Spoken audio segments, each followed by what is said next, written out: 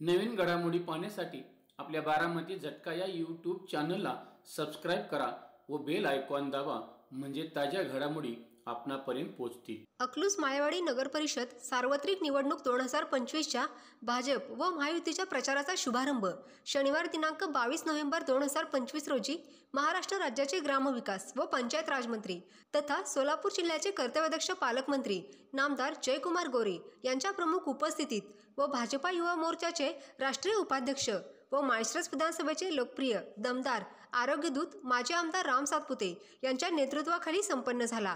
यावेळी भाजप व महायुतीचे उमेदवार, अनेक पदाधिकारी व कार्यकर्ते मोठ्या संख्येने उपस्थित होते।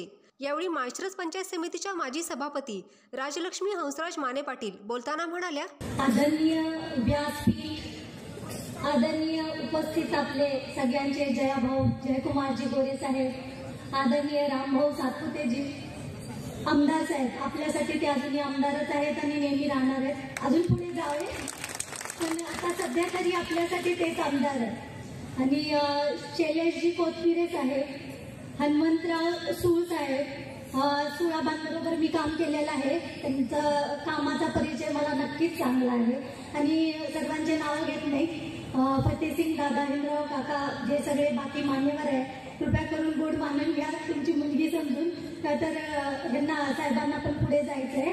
थोडक्यात शब्द मांडते की आज जे निवडणूक आहे, सर्वांना वाटतं की हे जे निवडणूक आहे की कशासाठी शक्ती प्रदर्शन होत आहे, कुठे काय होत आहे, तसं काही नाही, हे परिवर्तनाची लाट आहे। आणि बऱ्याच जणांचा प्रश्न आहे की माने पाटील इकडे का गेले, तर आज मला त्याला उत्तर द्यायचंय की जे माने पाटील आहेत हे समाजकारण आत्ता नाही, आमच्या 4 पिढ्यापासून करत आहे। आमच्या सर्वांना बऱ्याच जे आमचे ज्येष्ठ मंडळी आहे त्यांना माहिती असेल की कृष्णामाई जे होत्या त्या पूर्वी न्याय निवाडा करायसाठी अकलूजमधून लोक पाटील वस्तीला तिथे यायचे आणि त्या सर्व बघायच्या आणि आम्ही पहिलेपासून समाजकारण केलं, समाजकारण, राजकारण नाही।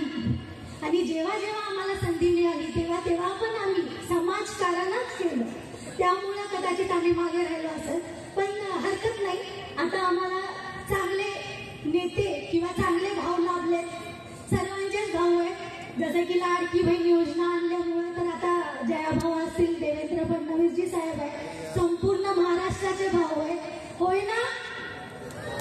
जोरात सगळ्या भगिनींना आवाज आला पाहिजे, 50% आरक्षण आहे आपल्याला, आवाज भारतीय जनता पार्टीचा, असं। आणि दुसरी गोष्ट अशी आहे की बऱ्याच वेळा असं मानलं जातं की महिला वीक आहे, असं काही नाही बरं का। आमच्या उमेदवार बघा कशा छान बोलतायत, एकदम कॉन्फिडेंट आहे, त्यांनी खूप छान काम करणार आहे, सुशिक्षित आहे आणि निश्चितच वरून त्यांना आमदार साहेबांची आणि जयाभाऊंची साथ राहणार आहे। व परत तिथे वडीलधारी आमचे बरेचसे मंडळी आहे, पांडुरंग भाऊ असतील, फतेसिंग दादा आहेत, हिंद्राव काका आहेत, हे सगळ्यांचं मार्गदर्शनही इथं वेळोवेळी लाभणार आहे। त्यामुळे असं प्रगती आणि सार्वत्रिक विकासाची प्रगती हे 100% होणार आहे, पण ती तेव्हा होणार आहे जेव्हा तुम्ही 2 तारखेला कमळाच्या चिन्हापुढे बटन दाबून भरघोस मतांनी आपला पूर्ण पॅनल निवडून आणणार आहे। आमचे 26 कॅन्डिडेट प्लस एक पूजाताई कोथमिरे, त्यांना पण 100% पूर्ण बहुमताने निवडून द्या आणि आपल्या पक्षाचा विजय करा आणि प्रगती पथावर आपण सगळे मिळून आपला पहिला पाय ठेवू आणि निश्चितच तुम्ही सगळे साथ देणार आहे।